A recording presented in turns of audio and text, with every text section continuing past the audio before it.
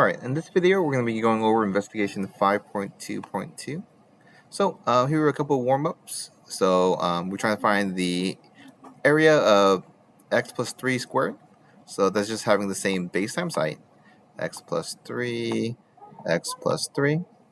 So that's up being x squared, 3 x's on both sides, and 3 times 3 is 9.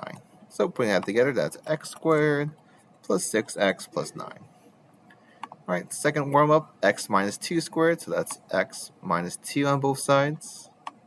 X minus 2 here, x minus 2 here. And if we multiply base times height, let's see, you get x squared for this section, minus 2x on both sides. And negative 2 times negative 2 is positive 4. Alright, warm-up number 3. Here we want x plus 5 squared, so let's do x plus 5. Here we're going to do x plus 5. And so if we multiply each section, we have x squared. 5 times x is 5x.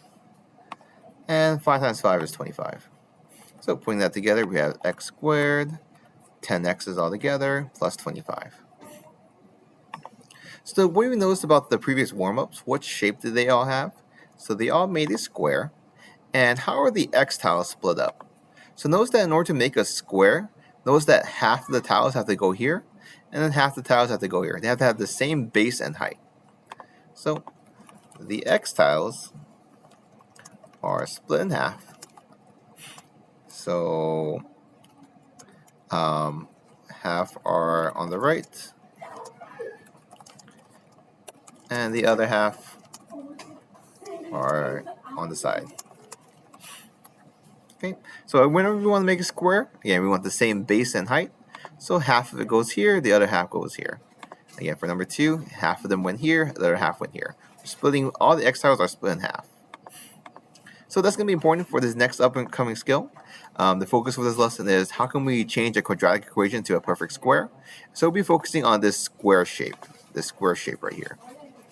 Okay, let's jump to the first question. Can I factor this question? Think, are there two numbers that multiply to 1 but also adds up to 4? Right? And hopefully the answer to that is going to be no. So again, the only way you can get 1 is, the only way to get 1 is 1 times 1, or 1 times negative 1. And there's no way that 1 and 1 can make 4. 1 and 1 can make 4. So this is an example of something that's not factorable. We can't factor this yet. So since we can't factor, how can we still solve for x? So another tool we have is by graphing. So let's go ahead and graph this equation and figure out what's the height when y equals 0. What's the x-intercepts? So I'm going to go ahead and graph this. Let's copy and paste. And let's go and figure out what the x-intercepts are. So scrolling down. So one intercept is at negative 3.73. Negative 3.73. Okay. And the other x-intercept, the other one where in height's 0, is going to be negative 0.268. Negative 0.268. So remember these two answers. We're going to see them in a little bit. Okay, so we found our x-intercepts. Another skill that we've been working on is trying to solve for x when we have a perfect square like this. So we have two ways of solving this. We can square root both sides. So let's go ahead and put square roots on both sides. So I can square root this left term, and I can square root the 3. What happens when we have a square root and a square? Those are going to cancel out, leaving me with x plus 2. And then I have the square root of 3 on the right side. And finally, to solve for x, I can subtract 2 on both sides. And then here's my final answer. Remember that when we square root a number, we have two versions of this answer. So we can have x plus 2 equal root 3. But remember that negative root 3 and negative root 3, negative times a negative is also going to be a positive. So we have two versions of this answer. We can either have the positive version or the negative version. So if we have the negative version, we can still solve for x. Oops. Right? Minus 2 on both sides. And here we have our two versions of the answer. What do you notice about these two answers here? Negative 2.679 or negative 268, negative 3.732. Are those the same answers over here? So it's kind of weird that these two have the same answers, right? X squared plus 4x plus 1. That looks nothing like this one, x plus 2 squared. So even though these two look really different, why do they end up having the same answer? So let's go and explore that. So what do you notice about the two equations? Both have the same answers. And so what methods did we solve? We solved A2 by graphing, which can be inconvenient.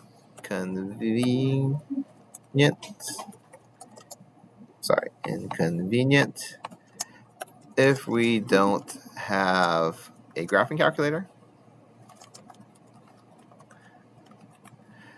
A3 was solved by algebra, which we can use anytime. So again, A2 solving by graphing is helpful and is useful, but again, sometimes it's nice to be able to do things algebraically by hand, in case we don't have those tools with us. So here, how can I change it so that these two look the same? So notice that here we have x plus 2 squared, we have x plus 2 for the base, x plus 2 for the height, and if I multiply base times height, I get this area here. And here we have x squared, we have 4 x's, and we have only 1. So how can I make it so that these look alike? Do you notice this empty gap right here? How many units are we going to need to fill in this, or to complete this square? So I can put 1, 2, 3. And remember, for equations, whatever I do to the left side, I need to do to the right side as well. So if I add 3 over here, don't I need to add 3 on the right side? 1, 2, 3. So it turns out these are the same equation. It's just that this, to get this next one, we have to add 3 to both sides. We can add 3 to both sides. And this method of filling out this gap, this is called completing the square. Why is this an appropriate name? We are filling in the gaps so that the area model is the shape of a square. Again, it's a square because we have the same base and height, x plus 2 and x plus 2, and there are no empty gaps inside here. So this is the method called completing the square. So let's see if we can complete the square here. So right now we have x squared, 6 x's on the side, and we have only 5. And notice that there's a gap. It's not a complete square yet. So to fill in the gap, we need to add 1, 2, 3, 4. And just like any equation, if I add 4 to the left, I need to add 4 to the other side. 1, 2, 3, 4. And again, previously we can't factor x squared plus 6x plus 5. Again, there's nothing times itself that would equal 6. All right, multiply 5 and add the 6. But now that we have x squared plus 6x plus 9, we can't factor this. We can factor this as x plus 3 and x plus 3. And what's nice about it being a perfect square, we can write x plus 3 times x plus 3 as x plus 3 squared. And since it's a square, we can square root both sides. So that's the helpfulness of this method. Once I have a perfect square, I can square root both sides and solve for x. So remember, there are 2 ways of solving the answer. If we square root both sides, we can have x plus 3 equal positive 2, or we can have x plus 3 equal negative 2. Remember, there are 2 versions of the answer every time we square root. 2 times 2 is 4, and negative 2 times negative 2 is also 4. So there are 2 versions of the answer. And from here, let's see, minus 3 on both sides, x equals negative 1, and minus 3 on both sides, x equals negative 5. So those are our 2 answers. All right, moving on. Here, let's go and complete the square again. Let's see, we have 5. So in order to complete the square, first we need to cancel out all these negatives. Again, these extra tiles aren't going to help us make a square. So let's cancel all those out. 3, 5. And again, just adding 5 was to cancel these out. We still need an extra square to make a box, right? So we add 1 more unit, and now we have our completed square. So in all, we added 1, 2, 3, 4, 5, 6 to both sides. So let's go and add 6 to the other side. 1, 2, 3, 4, 5, 6. So adding 6 to both sides. Now that we have a perfect square, we can find its base times height. We know that x plus 1 times x plus 1. we'll make the area of x plus 1 squared. So now that we have base times height, let's go and solve for x. 6 is not a perfect square, so we're going to leave our answer as exact. We're going to square root both sides. So square root the left, square root the right. After square rooting both sides, notice that square and square root are going to cancel out. So I'm left with x plus 1 equals square root of 6. And to cancel out plus 1, we can minus 1 on both sides. X equals square root 6 minus 1. Just like the other problem, there's always a negative version. We know that negative root 6 times negative root 6 equals positive 6. Again, negative times a negative is a positive. So there's a negative version of the answer. And the same as before, we're going to square root negative 6 and then minus 1. Okay. So section C, we have a couple more completing the square problems. So again, you can try those on your own, or you can follow along with me in the video. Let's see. To cancel out all these ones, let's go and cancel out 1, 2, 3, 4, 5. So I did plus 5 so far just to cancel out all the negatives. And if I want to complete my box, my square, I need to add 4 more right here. So all in all, I added 9, right? 5 to cancel these out, plus 4 more to make my box. So I added 9 to both sides, plus 9 plus 9.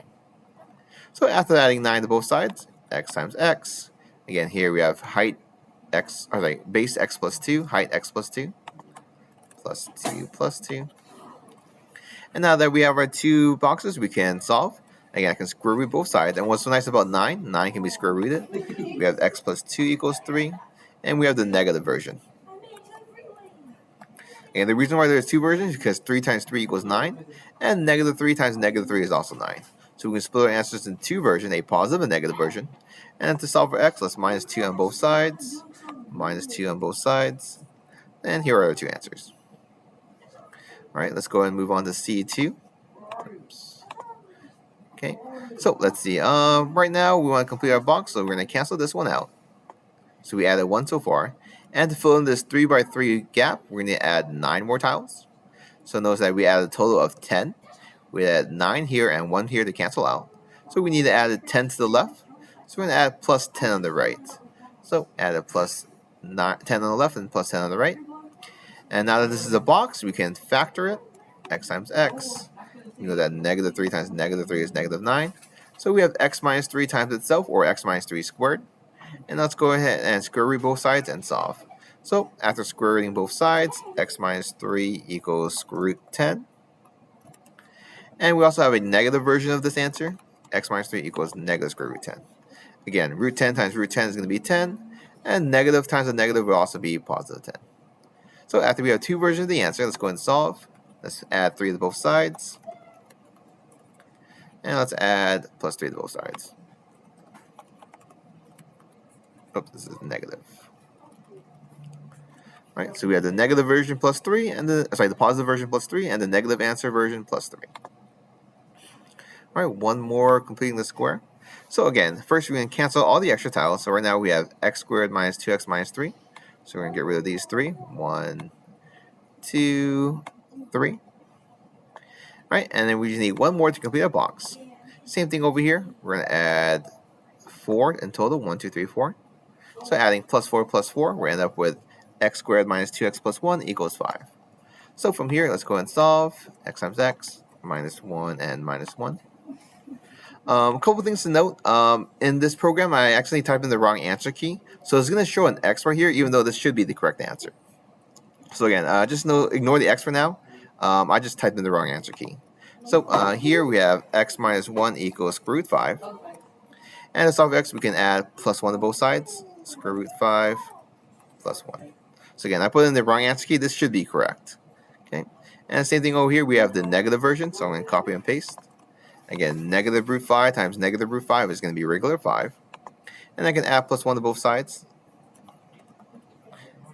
Again, this should be the correct answer. Again, I just typed in the wrong answer key, so try showing an x. So that's my bad. Right? Let's answer the focus question now. So how can we change a quadratic equation to a perfect square? We can add unit tiles to both sides until the area represents a square.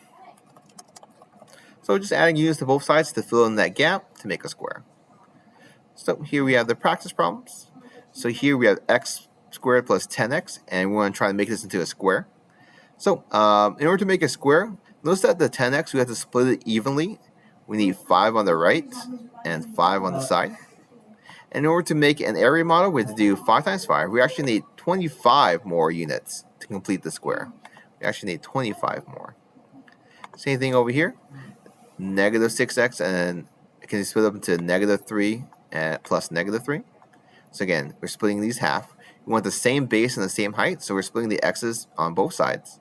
And to complete my square, we can add these squares until we have 9.